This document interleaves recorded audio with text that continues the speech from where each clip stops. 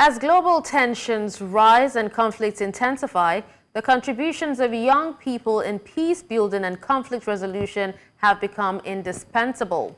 Shattering stereotypes, youths are emerging as dynamic forces for change, spearheading initiatives that foster inclusive dialogue, promote cross-cultural understanding, challenge systemic violence and inequality. Now, to speak to us on this, or to unpack this with us, we have Austin Amuzie, his founder. I beg your pardon. Austin will be joining us in a bit, but then for now we have Dr. Ayodele Shitu, Senior Lecturer, Department of Economics, University of Lagos. Thank you for joining us, Dr. Shitu.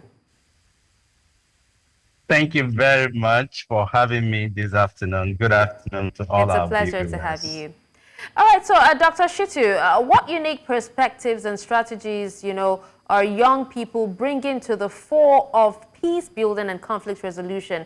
And how do you think that their voices can be amplified in global discussions? All right, thank you very much.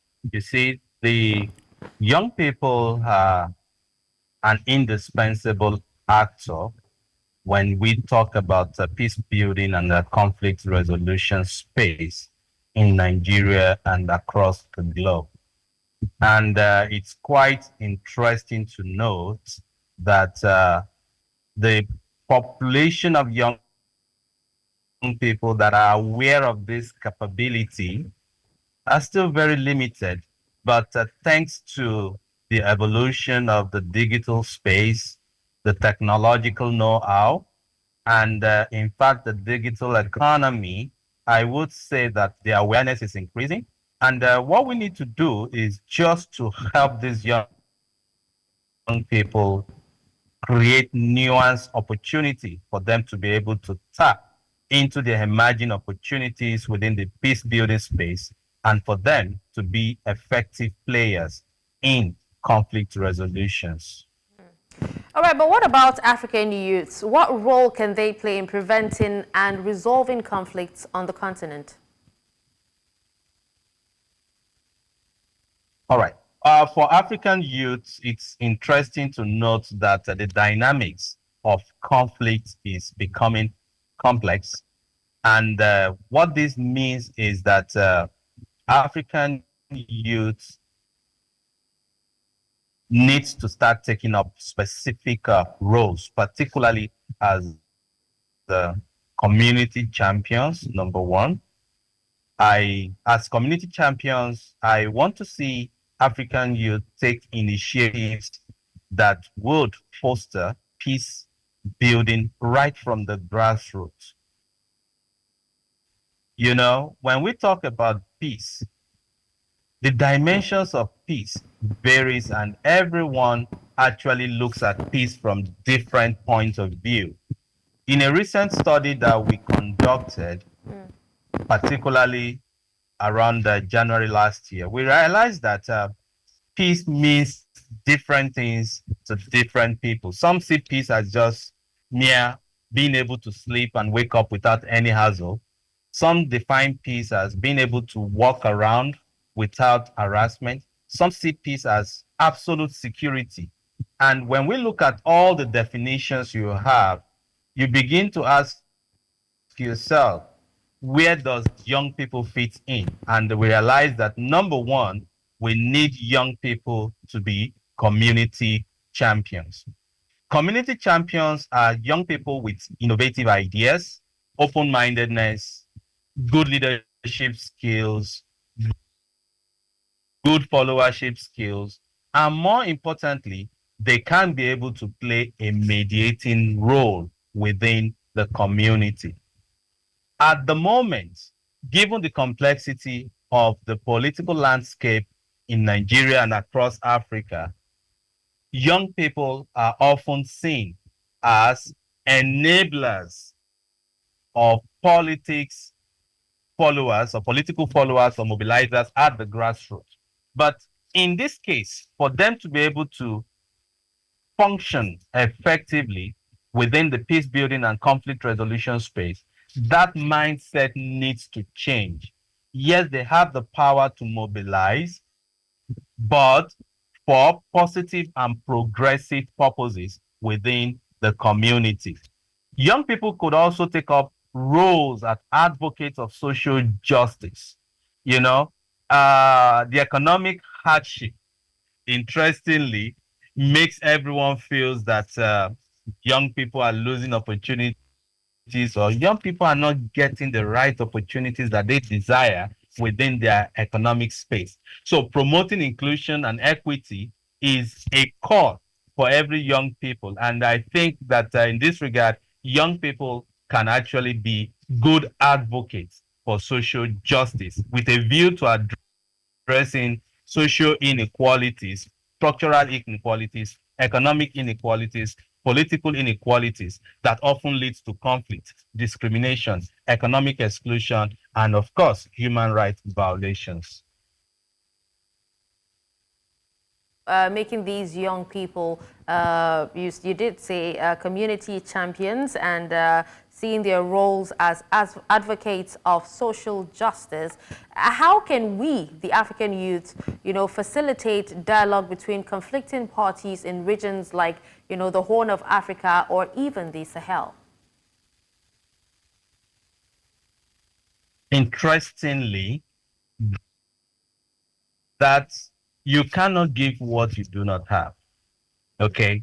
And if you look at all the curriculums that is being implemented across all our educational ecosystem across Africa, rarely would you come across schools that prioritizes peace education and training. I would canvas that this is the major starting point for us to enable young people to foster dialogue in regions ridden with conflicts and economic instability.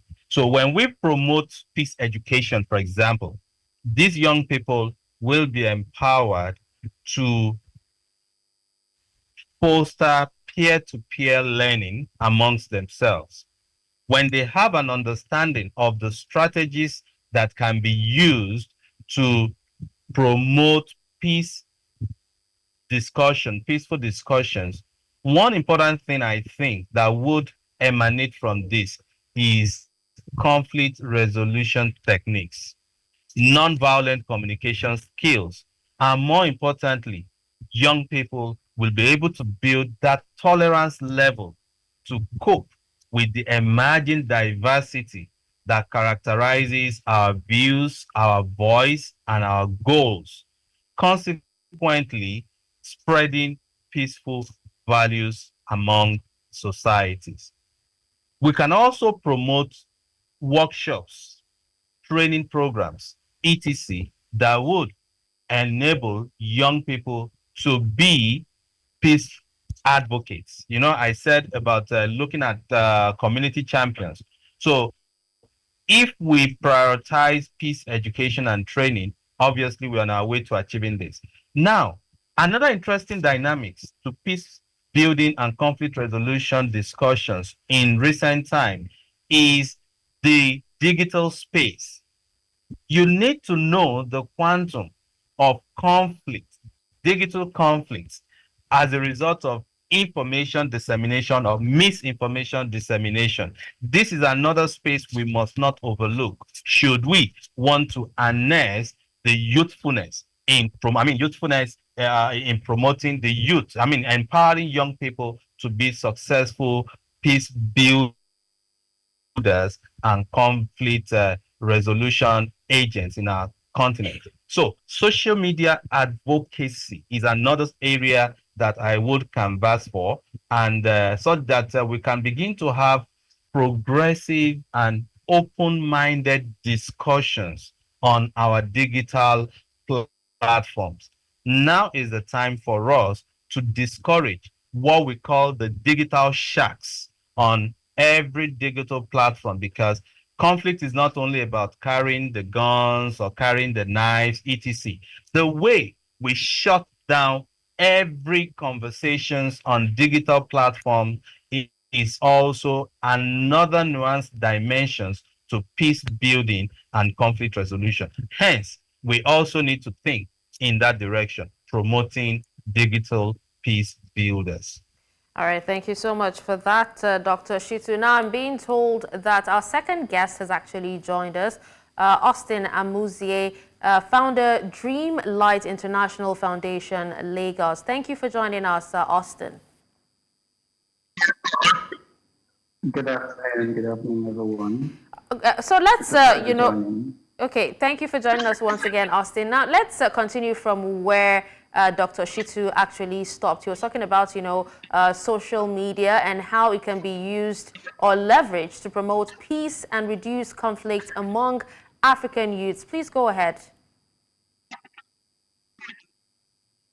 Okay, great. Yeah, the social media is a great tool, especially for communication and pushing narratives. But unfortunately, what we've seen in the last couple of years has been the opposite of what it is being used for. We've seen it being politicized and people taking advantage of it to push such narratives that usually drives us to a situation where there is no peace. And I'm sorry, Austin, so, if you can hear me. Austin, that, if you can hear me, do you have an earpiece on? Do you have something in your ears?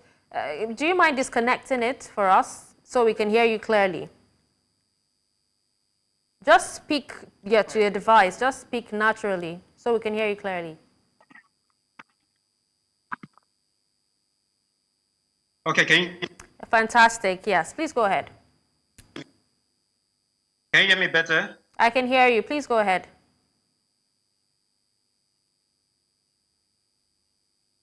Just a minute. Okay, can you hear me? Yes, I can hear you. Please go ahead, Austin, if you can hear me. Okay, I don't think you can Just hold hear on a me. minute. Yeah. Well, just before we come back to Austin, Dr. Shitu, if you can hear me, tell us what are the biggest challenges facing African youths, when it comes to peace building, particularly in regions affected by terrorism or extremism? All right, thank you very much. I would underscore the significant role of fear, the fear of failure, because every young people aspires for greatness. Every young people aspires for new opportunities, economic, social, political, cultural, etc. And where they look forward to leaders within their communities or within their own economic space to provide leadership, and they are not getting this leadership. And you see them witnessing situations where these opportunities are being robbed off their fingertips. That fear alone has consequences. And that is why it's important that we do not neglect the leadership dimensions of peace building, the followership dimensions of peace building, and make everyone understand that together we can always achieve more. Age is not a big barrier in this case. Age is not a determining factor. Are we together? Yes. And when young people consider themselves that, appreciate the fact that their voices can be heard, it helps to reduce this fear factor, and as such, they consider themselves as an important stakeholder when matters of peace and conflict resolutions are being discussed. Hence, youth representative or youth representations in communities is an important factor for inclusion of formal peace processes.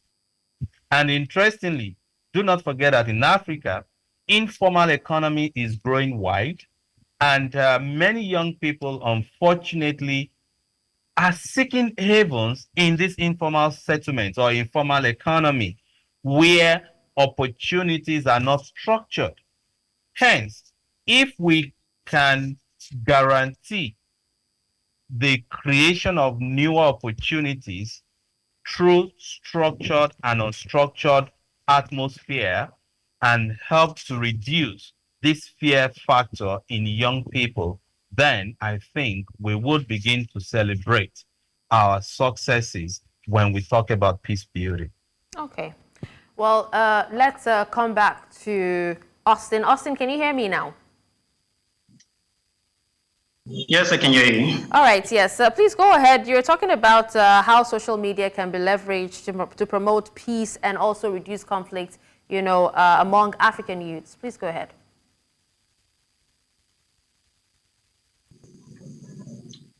Okay, yes, like I said, social media is a tool that was created to actually help us in terms of communication and pushing narratives. But unfortunately, it has been used for almost all the opposite things it can be used for.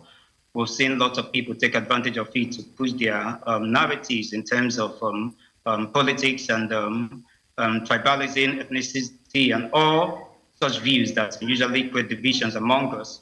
But if we can harness it, if we can actually teach people how best to make use of these things and see the opportunities that lies in bringing us together with these tools, I think it will be a very well utilized tool to help us even in peace resolution and conflict management.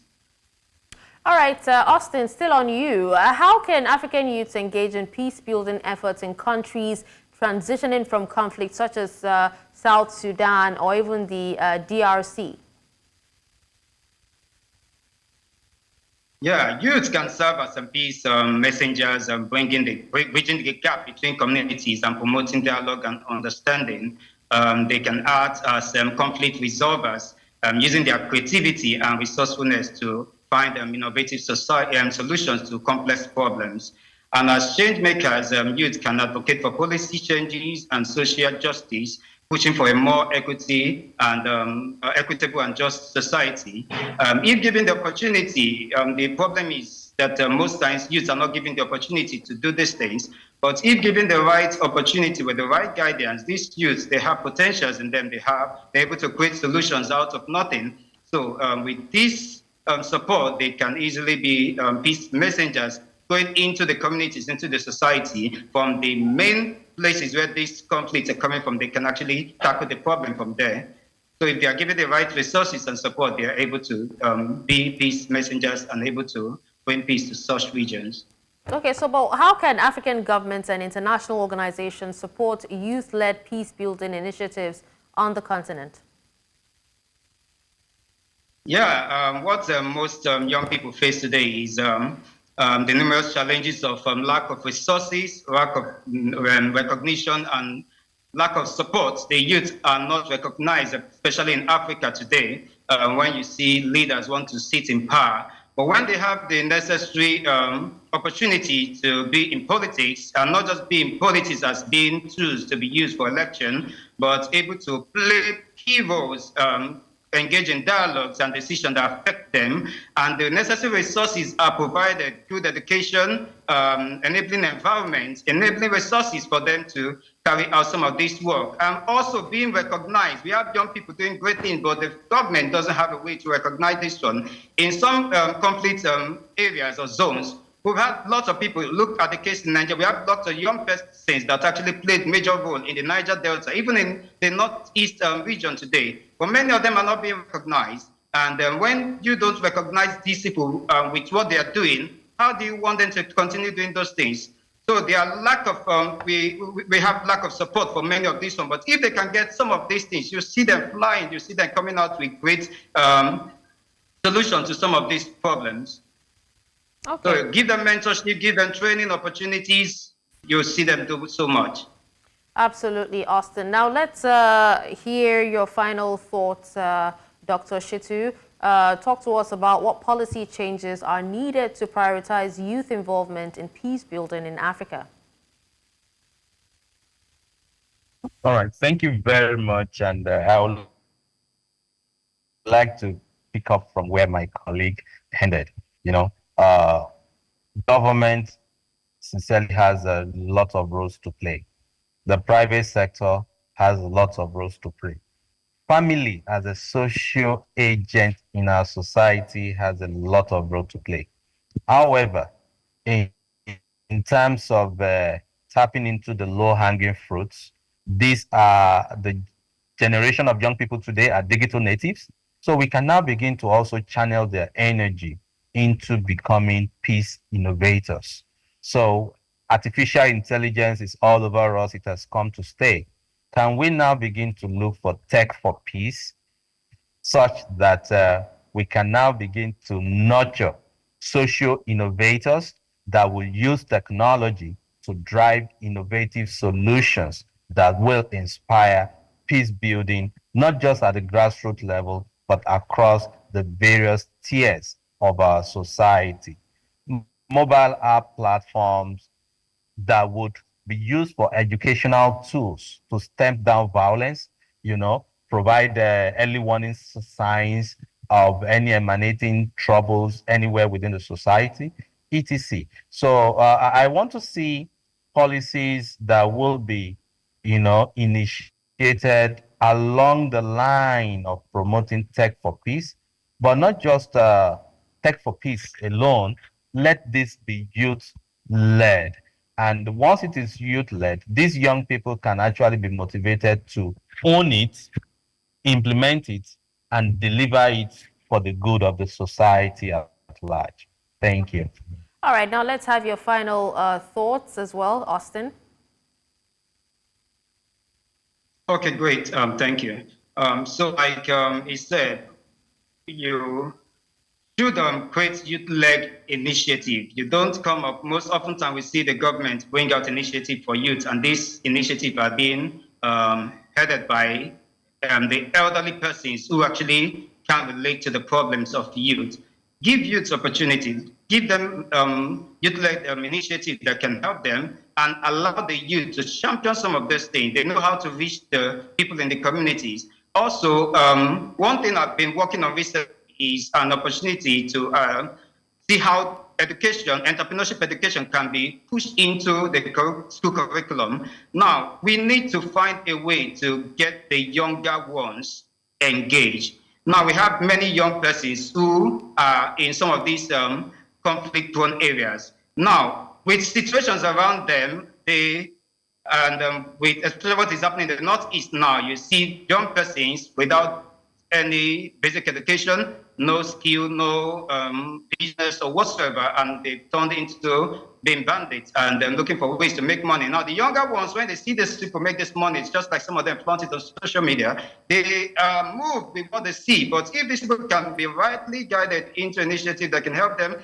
get better education, help them get better skilled, learn lots of things, and you see these people, their mindset will be shifted away from those things that are usually pushing them to being used as tools for such conflict issues. And you see them actually being productive in various ways and doing the things that will keep them busy and which they actually will love. So lots of things needs to be done by the government to support this young person. There are policies in education that needs to be put policies in terms of how to run businesses that young persons can start up a business and thrive with that business within the current economic situation that we find ourselves in.